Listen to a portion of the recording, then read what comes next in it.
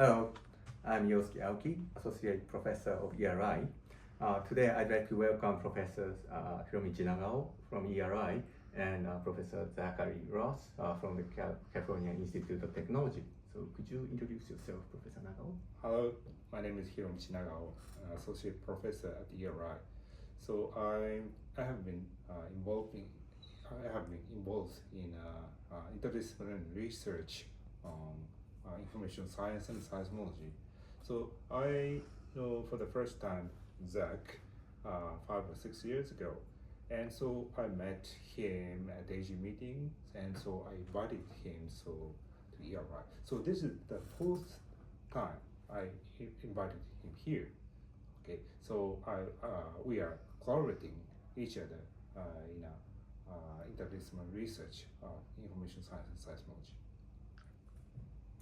Could you introduce yourself? Sure, yeah. My name is Zachary Ross. I'm a professor of geophysics at Caltech, and I'm interested in all areas of earthquake science, some volcano science, and methods for using AI to better understand these systems. Okay, thank you. So, Zach, you have been visiting ERI very frequently during the last few years. What is your motivation to visit ERI? Well, I think first of all, this is a really historic and exciting institution. There's so many people here doing many different things, so it's a great opportunity for me to learn about a large number of topics all at one time. And so many of the areas of research expertise here cover areas that are a bit different from the settings that we tend to talk about in California. And so it's a great opportunity for me to interact with all the experts here. Okay. Thank you. So Caltech and ERI both have a long history of earth science. And in fact, Caltech's seismological laboratory was founded in 1921, a few years before the foundation of ERI. Many scientists have spent both Caltech and ERI, and one of them is our seismological giant, Professor Hiroo Kanamori. And I heard that you have a lot of interaction with Professor Kanamori. And could you tell us some story with Professor Kanamori? Sure, yeah. Professor Kanamori was essentially my postdoctoral advisor at Caltech, and he and I worked together on many different projects, and we very frequently discuss new observations, new earthquakes that are happening. He's been very actively participating in all sorts of discussions that we have at Caltech, and he still continues to follow the research and literature that get published. So he's been a great inspiration to me to be able to learn from and to see all the things that he's accomplished in his career, his intellectual curiosity, what continues to excite him even to this day when he's been retired for many years now.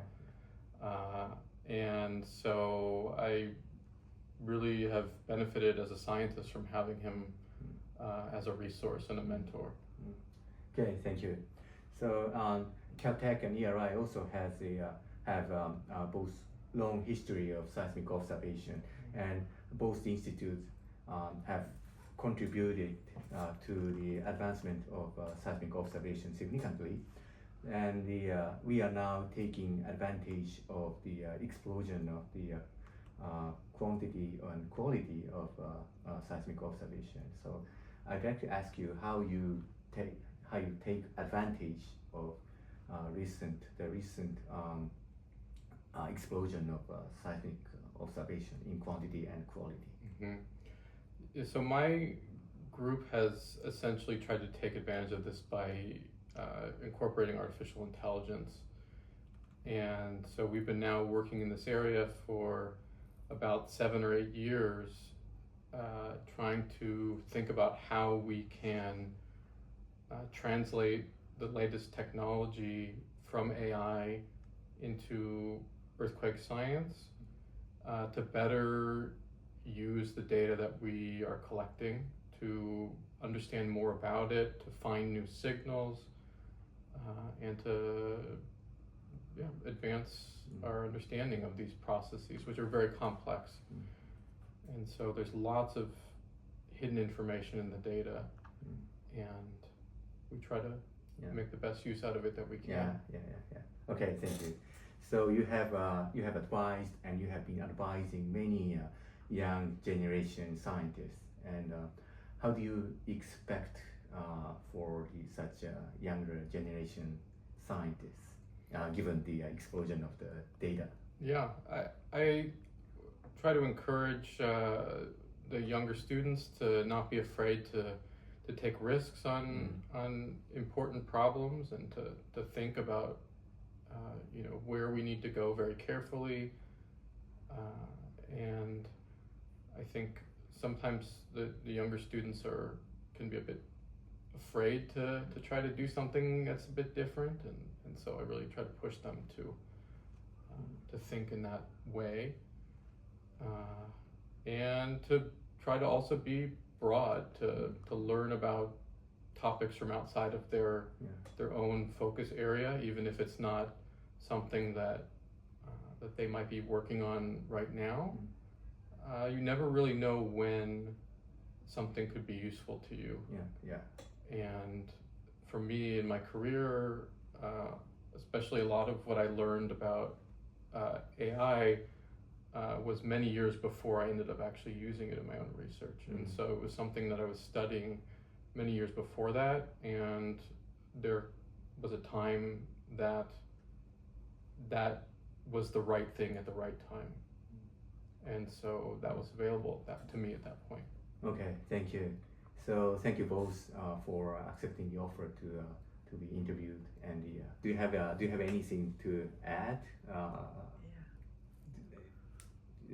In terms of collaborating with Zach's group. Yes, so it is my pleasure to invite him and his group to ERI. So I hope this collaboration will last in the future for a long time. I myself have been collaborating with Zach's group, and I think Zach is collaborating with many groups from ERI, and I hope your visit benefits not only ERI but also your group. I hope so. Yeah, absolutely, and that's one of the great things I think that's come out of all of the interactions that we've had over the last few years, is trying to establish or re-establish, I would say, closer ties between our two institutes, and that's very important to me.